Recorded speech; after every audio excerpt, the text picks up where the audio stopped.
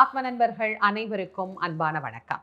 நம்முடைய ஆத்ம ஞான மையம் யூடியூப் சேனல்ல தொடர்ந்து நம்ம பல விஷயங்களை சிந்தனை செய்து வருகிறோம். இன்னைக்கு நம்ம முருகப்பெருமானுக்குரிய விசேஷமான திருநாளாகிய வைகாசி விசாக திருநாளினுடைய சிறப்புகளையும் இந்த நாள்ல எப்படி நாம வழிபாடு பண்ணணும் அப்படிங்கிற தகவலையும் சிந்திக்கலாம் வாங்க.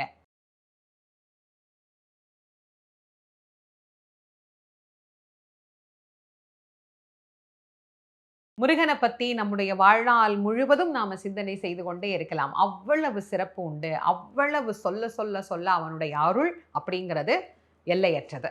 எல்லாருக்குமே தெரிஞ்ச ஒரு அழகான நாள் தான் வைகாசி விசாகம். இந்த விசாக திருநாளினுடைய வழிபாடுகளை பத்தி தொடர்ந்து நம்முடைய யூடியூப் சேனல்லையே பல வருடங்களாக அடியேன் சொல்லிட்டு இருக்கிறேன். இருந்தாலும் ஒவ்வொரு ஆண்டும் வருகிற போது அந்த ஆண்டு பல புதிய தகவலோடு உங்களுக்கு அந்த திருநாளைக்கு உண்டான வழிபாட்டு நேரம் முறைகள் அப்படிங்கிற எல்லாத்தையுமே நான் கொடுக்குறேன். அந்த வகையில 2026ஆம் ஆண்டு நமக்கு வைகாசி விசாகம் என்னைக்கு வருது, நாம எந்த நேரத்துல எந்த நாள்ல வழிபாடு பண்ணணும் அப்படிங்கிறத முதல்ல தெரிஞ்சுக்கலாம் வாங்க. 30/5/2026 அன்னைக்கு நமக்கு வைகாசி விசாகம் அமைஞ்சிருக்கு. 30/5/2026 மதியம் 12:55 பௌர்ணமி ஆரம்பிச்சு 31/5/2026 மதியம் 2:45 வரைக்கும் பௌர்ணமி இருக்கு. விசாகம் எப்ப வருது அப்படின்னா 29/5/2026 மதியம் 12:04 ஆரம்பிச்சு 30/5/2026 மதியம் 2:18 வரைக்கும் விசாக நட்சத்திரம் அப்படிங்கிறது நமக்கு அமைஞ்சிருக்கு. வழிபடுவதற்கான நேரம் 30/5/2026 காலை 6 மணியிலிருந்து 7 மணி வரைக்கும் நாம வழிபாடை செய்து கொள்ளலாம். இதற்கு பிறகு 7:35 8:45 10:35 மதியம் 1:20 வரைக்கும் நாம வழிபாடுகளை செய்து கொள்ளலாம். முதல்ல இந்த பௌர்ணமியும் விசாகமும் சேர்ந்து இருக்கக்கூடிய நேரத்துல நான் உங்களுக்கு இந்த வழிபாடை சொல்லி இருக்கிறேன்.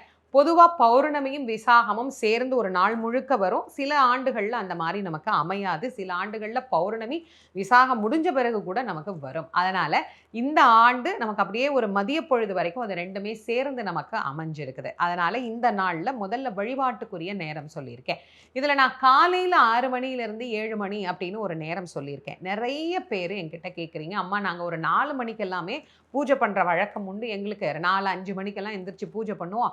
அதனால நாங்க இந்த 4 மணி, 5 மணி, 6 மணிக்கெல்லாம் பூஜை பண்ணலாமா அப்படின்னு கேட்குறீங்க. நான் 4 மணின்னு ஒரு நேரம் சொல்லிட்டேன்னு வச்சுக்கோங்களேன், அப்ப நிறைய பேர் கேட்பீங்க, 4 மணிக்கெல்லாமா எங்களால எந்திரிச்சு பூஜை பண்ண முடியாது அப்படின்னு. அதனால இந்த காலையில சீக்கிரமா கும்பிட்டுட்டு வேலைக்கு போறேன் அப்படிங்கிறவங்க அந்த காலையில முதல்ல சொன்ன நேரத்தை நீங்க பயன்படுத்திக்கலாம். 5 மணிக்கெல்லாம் தாராளமா கும்பிடலாம், ஒன்றும் தப்பில்லை.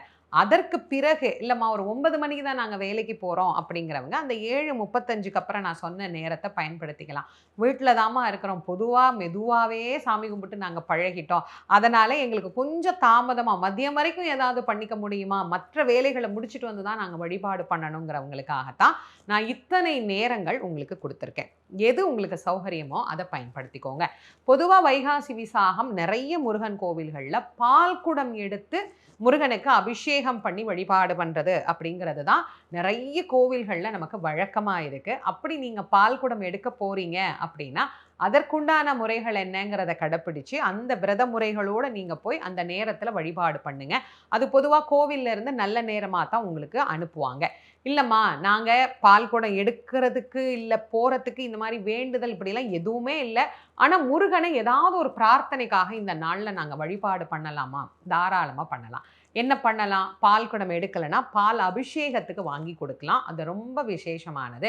இல்லைம்மா கோவிலுக்கே எங்களால் போக முடியாது, நாங்கள் இருக்கிற பகுதியில் முருகர் கோவில் இல்லை, வேற மாநிலம் வேற நாடு, எங்களுக்கு ஏதாவது ஒரு வழி சொல்லுங்க அப்படிங்கிறவங்களுக்கு வீட்டிலேயே முருகருடைய விக்கிரகம் வச்சிருக்கிறீங்கன்னா பாலால் உங்கள் கையாலேயே அபிஷேகம் பண்ணலாம். படந்தாமா வச்சிருக்கிறோம் அப்படின்னீங்கன்னா பால் நெய்வேத்தியம் பண்ணி வழிபாடு பண்ணுங்க. ஏன்னா இந்த விசாக நட்சத்திரத்துல முருகனுக்கு பாலால் செய்யக்கூடிய அபிஷேகமோ சரி அல்லது நெய்வேத்தியமோ சரி ரொம்ப ரொம்ப சிறப்பு வாய்ந்தது. இதை நீங்க மறக்காம செய்யுங்க. எளிமையா ஒரு பால்ல தேன் கலந்தோ பால்ல சர்க்கரை கலந்தோ சுவாமிக்கு நெய்வேத்தியமா வைங்க, அதுவே ரொம்ப ரொம்ப விசேஷமான பலனை தரும். இது தவிர்த்து நாம ஏதாவது நெய்வேத்தியமா வைக்கணும்னா சக்கரை பொங்கல் வைக்கலாம், தேனும் தினை மாவும் வைக்கலாம், பாயசம் வைக்கலாம், எது உங்களுக்கு சௌகரியமோ அதை வைங்க. ஒண்ணுமே முடியலையா ஒரு டம்ளர் பாலை காய்ச்சி வச்சு அதுல சக்கரை கலந்து வச்சிருங்க, போதுமானது. இந்த நாள்ல குழந்தைக்காக காத்திருக்கக்கூடியவர்கள் விரதமாக இருக்கலாம். நல்ல வரன் கிடைக்கணும் அப்படின்னு நினைக்கிறவங்களும் விரதம் இருந்து முருகனை வழிபாடு பண்ணலாம். வேண்டுதல்லாம் எதுவுமே இல்லம்மா, அவன் எல்லாம் எங்களுக்கு கொடுத்துட்டான், நல்லா இருக்கணும், கை கால் சுகத்தோட ஆரோக்கியமா இருக்கணும் அப்படின்னு நினைக்கிறீங்களா? இந்த நாள்ல முருகனை மகிழ்ச்சியா சந்தோஷமா வழிபாடு பண்ணுங்க. நம் மனதில் இருக்கக்கூடிய எல்லா அச்சங்களையும் நீக்கி எல்லா விதமான துன்பங்களிலும் இருந்து அவன் நம்மை காப்பான். அதனால தான் முருகப்பெருமான சொல்ற போதே அருளாளர்கள் எல்லாம் இப்படி நமக்கு சொல்லி கொடுத்தாங்க. 5 முகம் தோன்றில் 6 முகம் தோன்றும், வெஞ்சமரில் அஞ்சேல் என வேல் தோன்றும், நெஞ்சில் ஒரு கால் நினைக்கின் இரு காலும் தோன்றும், முருகா முருகா முருகா என்று ஓதுவார் முன் அப்படின்னு நமக்கு சொல்லியிருக்கிறாங்க.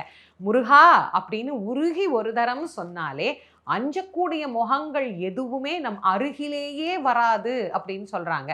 நம்ம எதை பார்த்து பயப்படணும் அப்படின்னே இன்னைக்கு தெரியாம போச்சு. எதை பார்த்தாலும் ஒரு பயம். வேலை கிடைக்குமா அதுக்கு ஒரு பயம், கல்யாணம் ஆகலையா அதுக்கு ஒரு பயம், குழந்தை தாமதமாகுதா அதுக்கு ஒரு பயம். நிறைய பேர் எங்களுக்கு பிறக்குமா பிறக்காதா, பிறக்கும் அப்படின்னு நம்புங்க, கல்யாணமாகும் அப்படின்னு நம்புங்க, வேலை கிடைக்கும் அப்படின்னு நம்புங்க, முருகன் கொடுப்பான் அப்படின்னு நம்புங்க. முதல்ல இந்த நம்பிக்கையும் இந்த உறுதிப்பாடும் எப்படி கிடைக்கும்? அவனுடைய முகத்தை பார்க்க பார்க்க தானே கிடைக்கும். அவனுடைய 6 முகத்திற்கு முன்னாடி இந்த மாதிரி அஞ்சக்கூடிய முகம் எதுவுமே தோன்றாது அப்படின்னு தான் நமக்கு சொல்லியே கொடுத்துருக்குறாங்க. இதை நம்பிக்கையோட படிங்க.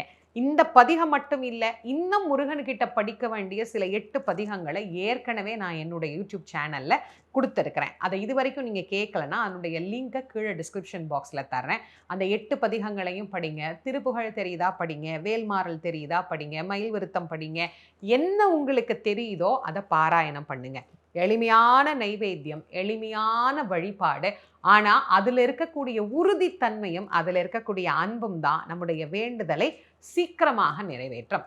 இந்த கோடை காலத்தில் வரக்கூடிய வைகாசி விசாகம் அப்படிங்கிறது முருகப்பெருமானை குளிர்விக்கக்கூடிய ஒரு அழகான திருநாள்.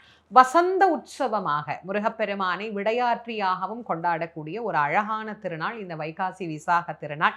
அவனுடைய மனம் குளிர்ந்துச்சுன்னா நம்முடைய வேண்டுதல்கள் எல்லாம் உடனடியாக நிறைவேறும். ஒருத்தர்கிட்ட ஒன்று கேட்கும் போது அவர் மனசு சந்தோஷப்படுற மாதிரி பேசணும், அவர் மனசு சந்தோஷப்படுற மாதிரி சில விஷயங்களை செய்யணும் அப்படின்னு நம்ம தெரிஞ்சு வச்சிருக்கிறோம்ல, அதே மாதிரி தான் இறைவன்கிட்ட போய் நிற்கிற போது அவரை குளிர்வித்து அவருடைய மனம் மகிழும்படியாக நடந்துக்கணும். அபிஷேகம் பண்ணா அவருடைய திருமேனி குளிர்கிறது. ஆனா நம்முடைய பக்தி அப்படிங்கிறதுல தான் அவனுடைய உள்ளம் குளிரும்.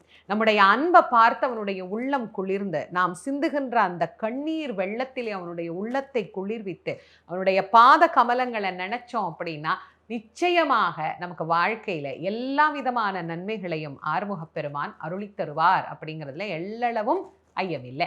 இந்த வைகாசி விசாகத்தை ரொம்ப சந்தோஷமா மகிழ்ச்சியா முருக வழிபாடு செய்து பாருங்க. அதற்கு பிறகு இது போல நாம் அந்த வழிபாடு செய்கிற போது எவ்வளவு மகிழ்ச்சி அவர் நமக்கு இன்னும் அதிகப்படுத்துகிறார் அப்படிங்கிறத உணர்ந்து கொள்ள முடியும். இந்த பதிவை உங்களுடைய நண்பர்கள் உற்றார் உறவினர்களோட பகிர்ந்து கொள்ளுங்க. நம்முடைய ஆத்மஞான மையம் யூடியூப் சேனலை இதுவரைக்கும் நீங்க சப்ஸ்கிரைப் பண்ணலைன்னா பண்ணிக்கோங்க. மீண்டும் மற்றும் ஒரு சிறப்பான பதிவில் உங்கள் அனைவரையும் சந்திக்கும் வரை உங்கள் அனைவருக்கும் நன்றியும் வணக்கமும் கூறி விடைபெறுவது திருமுருக வள்ளல் வாரியார் சுவாமிகளின் மாணவி தேசமங்கையர்க்கரசி. நன்றி, வணக்கம்.